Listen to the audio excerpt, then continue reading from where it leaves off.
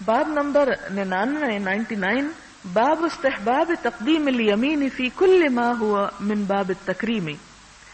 ہر قابل تعظیم کام دائیں ہاتھ سے شروع کرنے کے مستحب ہونے کا بیان. کالوضوء والغسل والتیمم ولبس الثوب والنعل والخف والسراویل ودخول المسجد والسواک والاکتحال وتقلیم الاظفار وقص الشارب ونطف الابط وحلق الرأس والسلام من الصلاة والأكل والشرب والمصافحة واستلام الحجر الأسود والخروج من الخلاء والأخذ والإعطاء وغير ذلك مما هو في معناه. ويستحب تقديم اليسار في ضد ذلك كالامتخاط والبصاق عن اليسار ودخول الخلاء والخروج من المسجد وخلع الخف والنعل والسراويل والثوب والاستنجاء وفعل المستقذرات وأشباه ذلك. قال الله تعالى فأما من أوتي كتابه بيمينه فيقول هاؤم اقرءوا كتابيه. وقال تعالى فأصحاب الميمنة ما أصحاب الميمنة وأصحاب المشأمة ما أصحاب المشأمة. ہر کام دائیں ہاتھ سے کرنا چاہیے اور دائیں طرف سے شروع کرنا چاہیے، اور ہر وہ کام جو نیکی کا کام ہو، اچھائی کا کام ہو، بہتر کام ہو. مثلا اس کی مثال دیتے ہیں، مثلا وضو کرتے وقت انسان جیسے ہاتھ دھو رہا ہے تو پہلے دائیں بازو دھوئے، پھر بایاں، دایاں پاؤں دھوئے، پھر بایاں. لیکن جو چیزیں اکٹھے شروع کرنے کی، مثلا یہ کہ ہتھیلی کے نیچے پانی جب آپ لیتے ہیں تو پھر اکٹھا ہی کر لیتے ہیں، یا پھر یہ کہ جیسے چہرے پہ ہاتھ ڈالتے ہیں تو اکٹھے ہی چلے جاتے ہیں. لیکن وہ جس میں 1 by 1 آپ کو کرنا تو پہلے آپ کو دایاں کرنا ہے. مثلا وضو، غسل، تیمم کرنا، کپڑے پہننا، یعنی کپڑے پہنتے ہوئے دایاں بازو پہلے پہنا جائے پھر بایاں، جوتے پہنتے وقت بھی، موزے پہنتے وقت، شلوار پہنتے وقت، مسجد میں داخل ہوتے وقت دایاں پاؤں پہلے رکھا جائے اندر. مسواک کرتے وقت یعنی جب برش کریں تو پہلے رائٹ سائڈ کے دانتوں کو کرنا شروع کریں.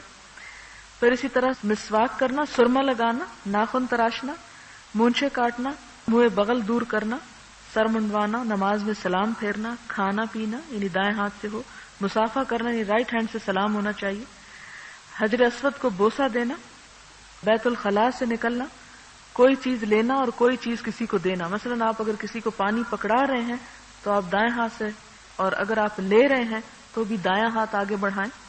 اسی طرح اسی قسم کی دوسری چیزیں، اور ان کے متضاد کاموں میں بائیں طرف سے شروع کرنا چاہیے. مثلا ناک صاف کرنا، تھوکنا یعنی بائیں طرف، بیت الخلاء میں داخل ہونا تو اس میں لیفٹ پاؤں پہلے آئے، مسجد سے نکلتے وقت موزے، جوتے، پجامہ یا کپڑا اتارتے وقت یعنی لیفٹ پہلے اتارا جائے، استنجا کرنا یعنی بائیں ہاتھ سے صفائی ہو. اسی قسم کے دیگر گندگی والے کام جو ہیں وہ بائیں ہاتھ. اب یہ یاد رکھیں کہ یہ چیز مستحب میں ہے. مستحب کا مطلب ہے پسندیدہ، افضل. ہمارے ہاں عموماً نفل اور سنت اور فرض اور واجب ان چیزوں میں فرق نہیں کیا جاتا، اور ان سب چیزوں کو یا تو فرض سمجھ لیتے ہیں یا پھر حرام سمجھ لیتے ہیں. کرنا فرض اور نہ کرنا حرام.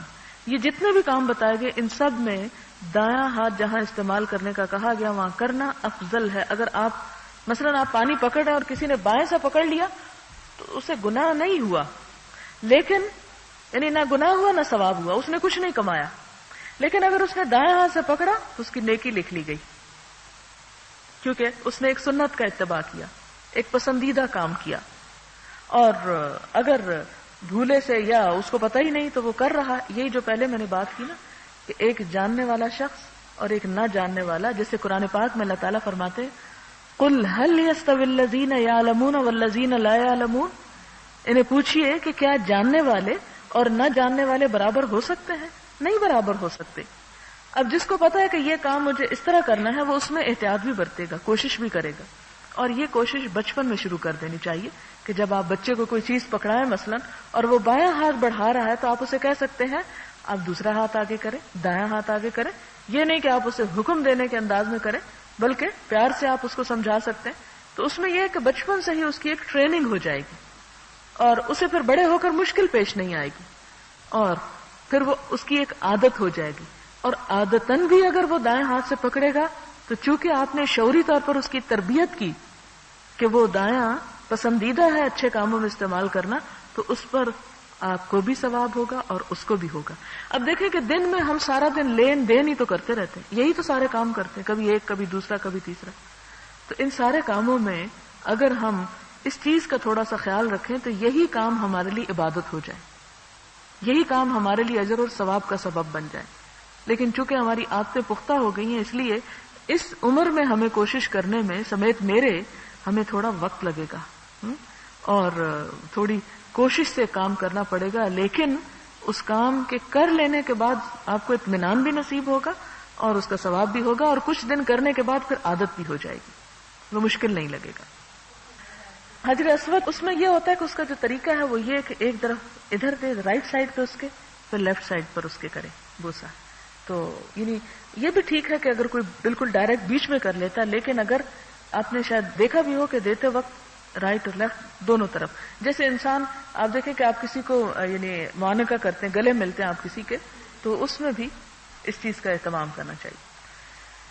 پھر قرآن پاک کی انہوں نے 2 آیات یہاں کوٹ کی ہیں.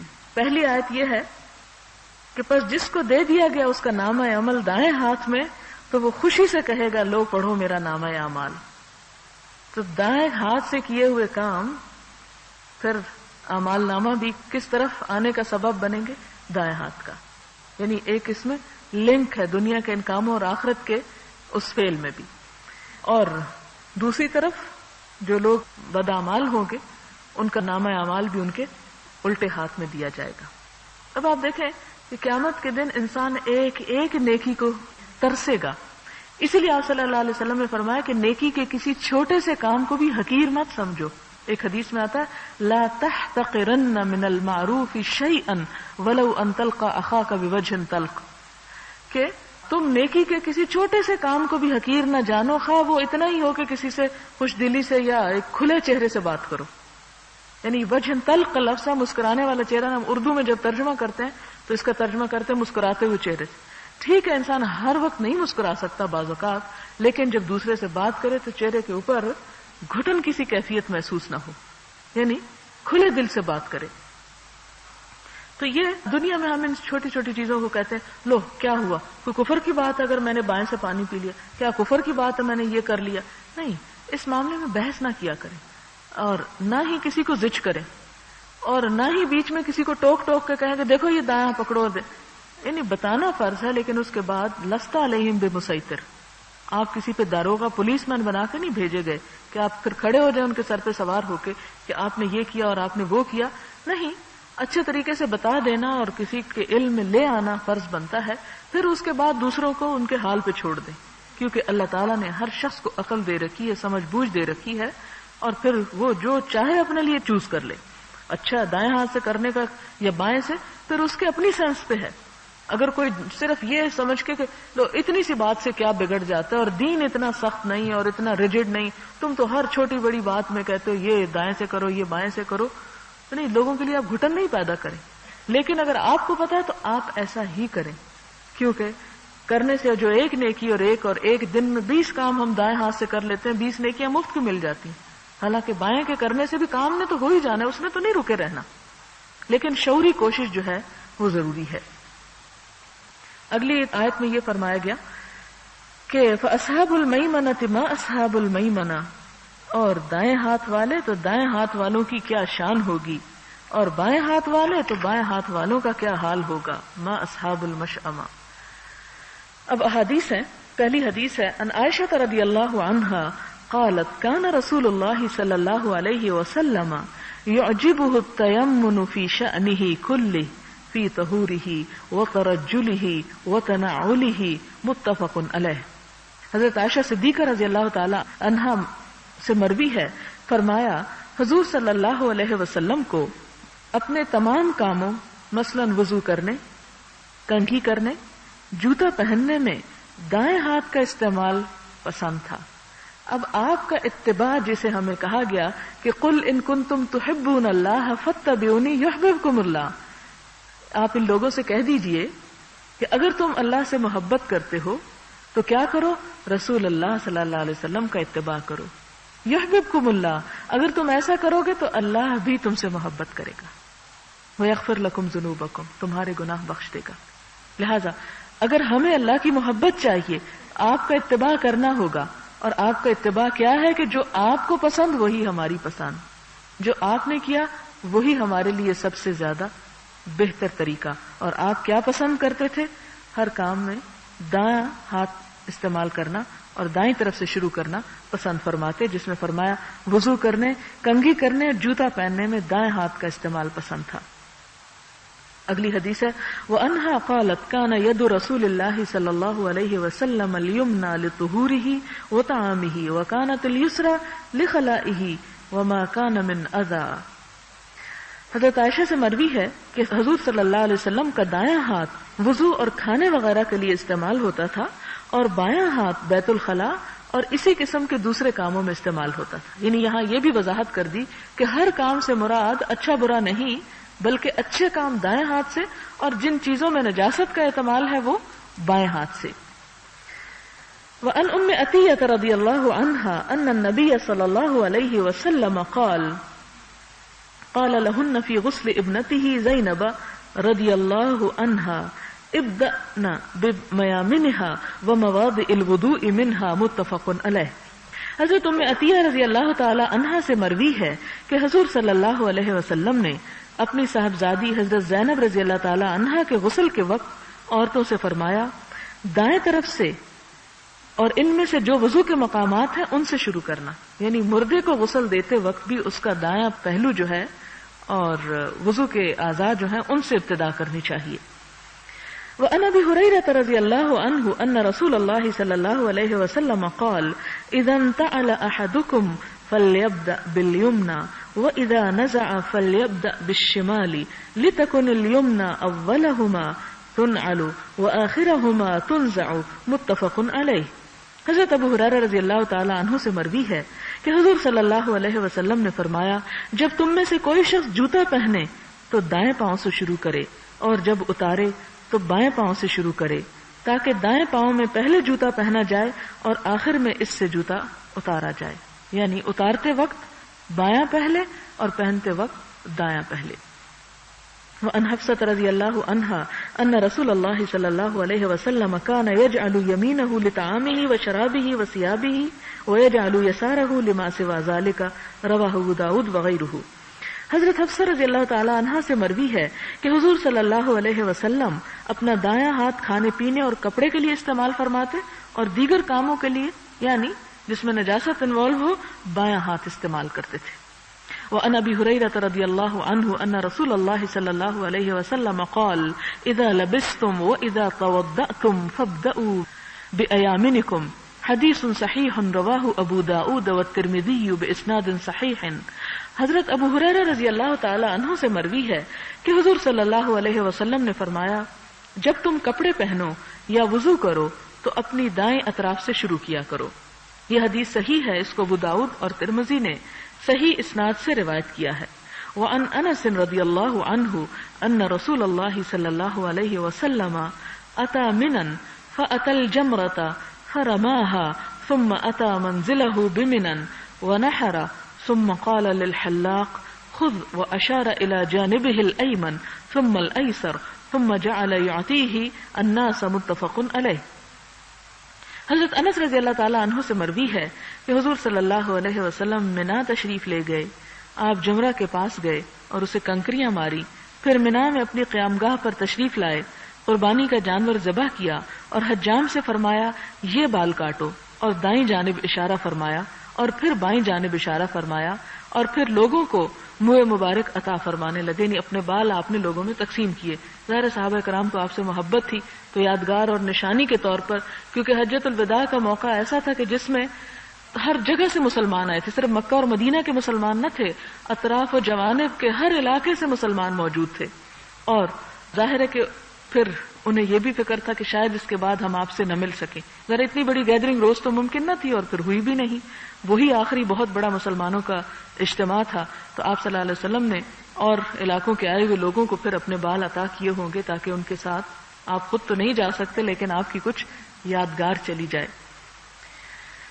وفي رواية لما رمى الجمرة ونحر نسكه وحلق ناول الحلاق شقه الأيمن فحلقه ثم دعا أبا طلحة الأنصاري رضي الله عنه فأعطاه إياه ثم ناوله الشق الأيسر فقال احلق فحلقه فأعطاه أبا طلحة فقال اقسمه بين الناس. ایک اور روایت میں آتا ہے کہ جب آپ جمرے کو کنکریاں مار چکے اور قربانی کر چکے تو آپ نے بال کٹوائے، اس طرح کہ پہلے دائیں جانب حجام کے سامنے رکھی اور اس نے اس طرف سے بال کاٹے، پھر آپ نے حضرت ابو طلحہ انصاری کو بلایا اور بال انہیں عطا فرمائے، پھر بائیں جانب حجام کے سامنے کی اور فرمایا اب ان بالوں کو کاٹو.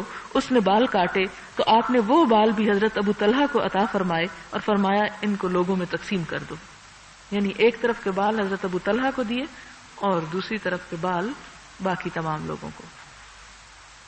حضرت ابو طلحہ کا واقعہ آپ کو یاد ہے، میں پیچھے سنا چکی ہوں اور شاید اس سے آپ کو اندازہ ہو کہ انہیں آدھے بال کیوں دے دیے تھے. میں یہ واقعہ بہت دفعہ سنا چکی ہوں اگر یاد ہو. اصل بات یہ ہے، ہماری مشکل یہ ہے کہ ہم سیرت کا مطالعہ بہت کم کرتے ہیں. ہم صرف تھیوریٹیکلی اسلام کو پرکھنا چاہتے ہیں اور جاننا اور عمل کرنا چاہتے ہیں اپنی مرضی کے مطابق. حالانکہ اگر سنت کا اور سیرت کا مطالعہ کیا جائے تو پھر جو لطف آتا ہے اسلام پہ عمل کرنے کا وہ کسی اور صورت میں ہے ہی نہیں، کیونکہ پریکٹیکل لائف آپ صلی اللہ علیہ وسلم کے اور آپ کے ساتھیوں کی نظر آتی ہے کہ ہیومن بینگز ہوتے ہوئے انہوں نے کیسے کیسے بہترین کام کیے. پھر انسان کے لیے وہ کام آسان ہو جاتے ہیں. انسان کی نیچر ہے جب وہ دیکھتا ہے کہ دوسرا بھی کر لیتا ہے یا کر رہا ہے تو کہتا ہے میں کیوں پیچھے رہوں، مجھے بھی کر لینا چاہیے. لیکن جب انسان دیکھتا ہے کتابوں میں لکھا ہوا ہے اور دل پہ پڑھ پڑھ کے ایک بوجھ پڑنے لگتا ہے اور کہتا ہے ساری دنیا تو کچھ اور کر رہی ہے اور مجھ سے کہا جا رہا ہے میں یہ کروں، تو پھر کبھی نہیں ہوتا، میں مشکل پڑ جاتی. تو سیرت عمل کو آسان کر دیتی. خدا کے لیے ایک ایک کتاب حضور صلی اللہ علیہ وسلم کی سیرت کی اور صحابہ کرام کی ضرور ایک دفعہ پڑھ ڈالیں. آپ دیکھیں گے آپ میں ڈراسٹک چینج آئے گا آپ کی تھنکنگ میں. یعنی قرآن بھی ایک بہت بڑی تبدیلی لاتا ہے انسان کے اندر، احادیث بھی، لیکن وہ جو کہانیاں ہیں قصے، لیکن ان قصوں میں ہم سب کے لیے بڑا سبق ہے. قرآن پاک میں اللہ تعالیٰ نہیں فرماتے فقصص القصص، آپ ان پہ قصے بیان کیجئے. اور قصوں کے ذریعے کتنی نصیحت کی گئی پرانی قوموں کے. حضرت یوسف علیہ السلام کا قصہ آپ دیکھیں کتنی ڈیٹیل میں بیان کیا گیا، ایک ایک سٹیپ. یہ سب کس لیے؟ اس لیے کہ اس میں ہمارے عمل کے اور ہماری مشکلات کے حل کی بڑی گتھیاں سلجھتی ہوئی نظر آتی ہیں. ابھی بھی نہیں یاد آیا قصہ؟ حضرت ابو طلحہ انصاری کا باغ تھا جس کا نام تھا بیروہا. یاد آ گیا؟ بیروہا باغ تھا، اس میں 600 کھجور کے درخت تھے. جب یہ آیت نازل ہوئی لن تنالوا البر حتى تنفقوا مما تحبون، کہ ہرگز تم نیکی کو نہیں پا سکتے جب تک وہ خرچ نہ کرو جس سے محبت کرتے ہو. تو وہ حضور صلی اللہ علیہ وسلم کے پاس اور کہنے کہ اے اللہ کے رسول صلی اللہ علیہ وسلم ان احب اموالی الی بیروہا، یا رسول اللہ صلی اللہ علیہ وسلم میرے مال میں مجھے سب سے زیادہ عزیز چیز جو ہے وہ بیرہا ہے، یعنی بیرہا کا باغ ہے جس میں کنواں بھی تھا اور اس کنویں سے آپ صلی اللہ علیہ وسلم میٹھا پانی منگوایا کرتے تھے. آپ اس باغ میں جاتے تھے اور وہاں بیٹھا کرتے تھے اور اس کی کھجوریں اور وہ پانی پیا کرتے تھے. جب آپ صلی اللہ علیہ وسلم کے پاس وہ لے کر آیا، کہا اپنا ہاتھ لائیے، اور وہ ہاتھ سے مراد ظاہر باغ اٹھا کے تو نہیں لا سکتے تھے، اپنا آپ لائے. کہتے اپنا ہاتھ بڑھائیے، میں آپ کو دینا چاہتا ہوں، یعنی آپ کے ہاتھ پہ ہاتھ رکھ کے وعدہ کرتا ہوں کہ یہ اب آپ اسے جیسے چاہیں استعمال کریں. تو پھر آپ صلی اللہ علیہ وسلم نے فرمایا کہ جاؤ اور اسے اپنے رشتہ داروں میں تقسیم کر دو، اسے اپنے رشتہ داروں کو دے دو. اور انہوں نے اپنے رشتہ داروں میں اس باغ کو تقسیم کیا، اور حسان بن ثابت اور ابی ابن کعب تھے شاید جن کو یہ دیا گیا، جو ایک ان کے رشتے میں 5ویں دادا سے جا کے ملتے تھے رشتہ. ذرا رشتے دیکھیں، ہم تو اپنے فرسٹ کزن کو پہچانتے نہیں، اور ایک 7ویں پشت پر، ایک 5ویں پشت پر رشتہ دار تھا اور ایک 7ویں پشت پر. اور ان کو کیوں دیا گیا؟ آپ نے فرمایا کہ اللہ نے تمہارا یہ باغ قبول کر لیا، تسلی رکھو جو اجر تمہیں ملنا تھا وہ مل گیا، جاؤ انہیں دے دو. کیوں؟ اس لیے کہ جب رشتہ داروں میں بہت زیادہ اونچ نیچ ہوتی ہے تو بہت سے فسادات اور بہت سی تکلیف دہ چیزوں کا سبب بنتی، اور رشتہ دار کو دینا دگنے اجر اور ثواب کا سبب ہے. اس کا یہ مطلب نہیں کہ انسان صرف رشتہ داروں کو دے اور باہر کہیں نکل کے نہ دیکھے کہ اور کہاں ضرورت ہے.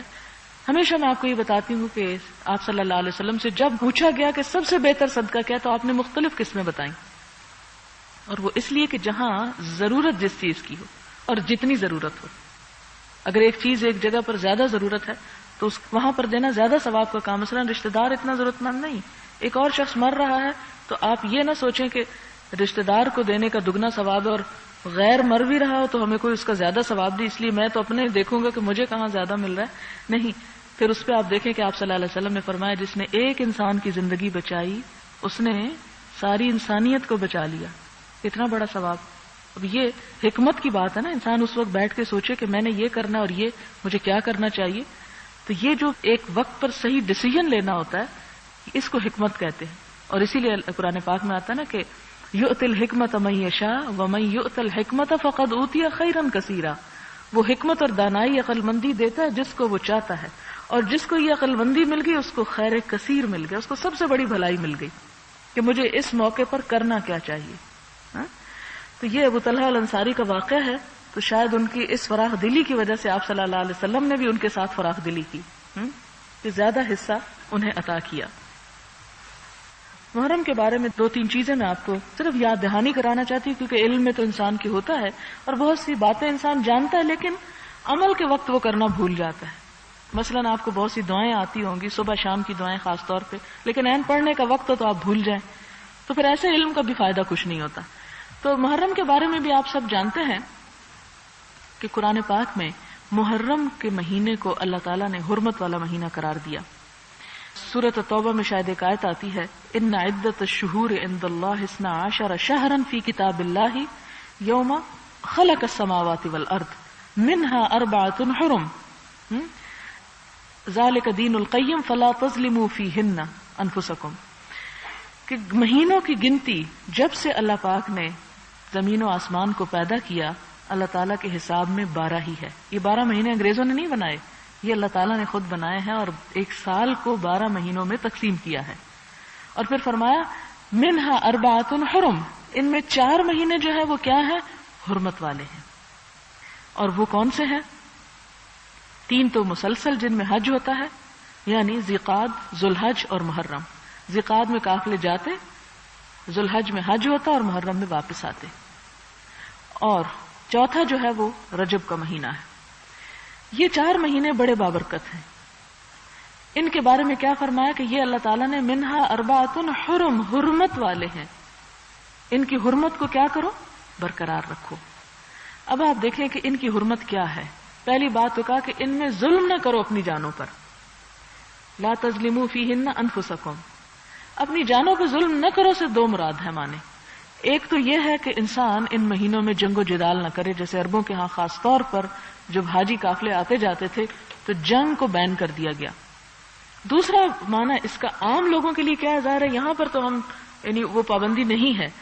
دوسرا معنی اس میں ہے کہ ان مہینوں میں اپنے اوپر یعنی گناہ کما کر ظلم نہ کرو. یعنی حرمت والے مہینے ہیں، عبادت کے مہینے ہیں، لوگ حج کر رہے ہوتے ہیں اور تم گناہ کر رہے ہو گھر بیٹھ کے، تو تم عملی طور پر ان کے ساتھ شریک ہو جاؤ، ایک طرح سے ان کے ساتھ یعنی نیکی کے کاموں میں شرکت کرو. اب یہ نیکی کے کاموں کی جو شرکت ہے کیا ہے؟ مثلاً صدقہ خیرات میں، مثلاً روزہ رکھنے میں. لہذا ان مہینوں میں یعنی جو حرمت والے مہینے ہیں ان میں انسان کو نیکی کے کاموں کی طرف تھوڑی سی توجہ زیادہ کرنی چاہیے. اس کا یہ مطلب نہیں کہ عام سال میں انسان ٹھنڈا بیٹھا رہو اور جب حرمت والے مہینے آئے تو کہ اب میں نیکی کروں گا. نہیں، ہوتا یہ ہے کہ جو بھی چیز ایک روٹین پکڑ جاتی ہے وہ اپنا اثر کھو دیتی ہے. اس لیے اللہ تعالیٰ بار بار ہمارا مورائل بلند کرنے کے لیے پھر ایک نیا انسینٹیو دیتے ہیں. اچھا دیکھو یہ مہینہ آ گیا اب یہ کر لو، یہ مہینہ آ گیا اب یہ کر لو. تو وہ جو انسان سو رہا ہوتا ہے نا پھر جاگ کے بیٹھ جاتا ہے. آپ کوئی بھی کام جب ایک روٹین میں کریں گے تو اس سے آپ تھک جائیں گے. پیچھے آپ احادیث پڑھ چکے ہیں، اگر آپ کو یاد ہو کہ اپنے اوپر سختی نہ کرو، اللہ تعالیٰ نہیں تھکتا، تم تھک جاؤ گے. اتنی عبادت کرو جو کر سکتے ہو، یعنی اس میں شدت نہ اختیار کرو. اب آپ دیکھیں کہ جب یہ کہہ دیا گیا کہ تم اپنے اوپر اتنا ہی بوجھ لا دو جتنا تم لاد سکتے ہو، وہ کام کرو جو کر سکتے ہو. تو آپ مثلاً آپ دیکھیں کہ روزانہ آپ ایک ہی کھانا کھانا شروع کر دیں تو کیا نتیجہ ہوگا. ہاں آپ کا پسندیدہ کھانا ہی کیوں نہ، لیکن آپ اس سے بھی تنگ آ جائیں گے. اگر آپ ہر روز روزہ رکھنا شروع کر دیں گے تو اس سے بھی آپ تنگ آ جائیں گے اور پھر اس روزے میں لطف باقی نہیں رہے گا. اسی لیے ہمیں مسلسل روزے رکھنے سے منع کیا گیا ہے. ایک دن روزہ رکھو اور ایک دن نہ رکھو. صوم داؤدی اس کو کہتے ہیں. کیونکہ جب آپ دیکھیں رمضان آتا ہے تو شروع میں ہم ڈرتے ہیں روزہ ہے بڑا مشکل ہے، پہلا عشرہ تھوڑا مشکل ہوتا ہے، دوسرے میں ہم تھوڑی عادت ہو جائے. تیسرے ہم خوشگوار ہونے لگتا ہے ہمارے لیے, اور جب جانے لگتا ہے رمضان تو کیسی اداسی ہوتی, آتا ہے جب کیسا بوجھ پڑتا ہے, آئے بڑی روٹین ٹائٹ ہو جائے گی, اور جب جانے لگتا ہے تو ہم کہتے ہیں ہائے اتنی لمبی نماز پڑھ لیتے تو پتہ نہیں چلتا تھا, اور اب عشاء کی نماز بھی مشکل ہو رہی. تو یہ اللہ تعالیٰ نے عبادتوں کے اندر لذت پیدا کرنے کے لیے, ان کے اندر خوبصورتی پیدا کرنے کے لیے کیا حکم دیا ہے کہ انہیں کرو, روٹین پہ بھی کرو, لیکن پھر ایک وقت ایسا آنا چاہیے کہ پھر تم ایک نئے جذبے کے ساتھ ان کو اختیار کرو. تو یہ جو حرمت والے مہینے ہیں ان میں تھوڑی سی توجہ اپنی زیادہ عبادت کی طرف کر لو. اب جیسے حج کا مہینہ تو اس میں روزوں کے بارے میں, اس میں دعاؤں کے بارے میں, اس میں خاص طور پہ حج کرنے والے اور جانے والوں کے لیے بہت سے اجر اور ثواب کی چیزیں. اب محرم کی جہاں تک بات ہے تو غنیت الطالبین ایک کتاب ہے امام عبد القادر جیلانی کی, جن کو 11ویں والے پیر کہتے ہیں. میں اس لیے ان کا نام کے ساتھ یہ کہہ رہی ہوں کہ آپ پہچان جائیں کتاب کس کی. غنیت الطالبین میں ایک روایت آئی ہے جس کے مطابق اللہ تعالیٰ نے زمین و آسمان کی پیدائش جو تھی وہ بھی محرم کے مہینے میں کی, جیسے کہ قرآن پاک میں بھی آ رہا ہے نا کہ یہ اللہ تعالیٰ نے مہینوں کی گنتی جب سے بنائی جب سے اللہ نے آسمان و زمین پیدا کیے, لہٰذا اس لحاظ سے یہ روایت درست معلوم ہوتی. پھر یہ آتا ہے اسی میں کہ اللہ تعالیٰ نے حضرت آدم علیہ السلام کو بھی اسی مہینے میں پیدا کیا, پھر ان کی توبہ بھی اسی مہینے میں قبول ہوئی, پھر اس کے بعد حضرت ایوب علیہ السلام کو شفا اس مہینے میں ہوئی, پھر موسیٰ علیہ السلام کو فرعون سے نجات اس مہینے میں ملی, اور اسی طرح حضرت ادریس علیہ السلام مکان علیہ میں اسی مہینے کے اندر اٹھائے گئے. تو یہ بہت ساری چیزیں جو ہیں اس مہینے کے اندر واقع, اور یہ کہا جاتا ہے قیامت بھی اسی مہینے میں آئے گی. نہیں, ایک روایت میں آتا ہے, اگرچہ اس کا وقت معلوم نہیں لیکن ایک اندازہ ہے.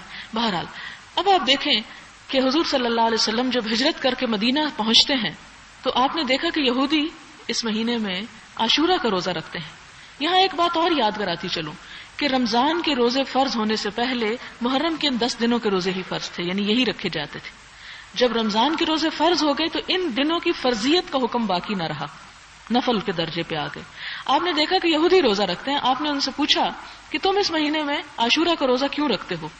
انہوں نے آپ صلی اللہ علیہ وسلم کو بتایا کہ اس دن ہمیں فرعون سے نجات ملی تھی, شکرانے کے طور پر موسیٰ علیہ السلام نے روزہ رکھا تو ہم بھی روزہ رکھتے ہیں. تو آپ نے فرمایا ہم موسیٰ علیہ السلام کے زیادہ قریب تر ہیں تم سے, یعنی تم نے تو ان کا طریقہ چھوڑ دیا اور ہم انہی کے طریقوں کو زندہ کرنے کے لیے آئے ہیں, لہٰذا آپ نے خود بھی روزہ رکھا اور صحابہ کرام نے بھی رکھا.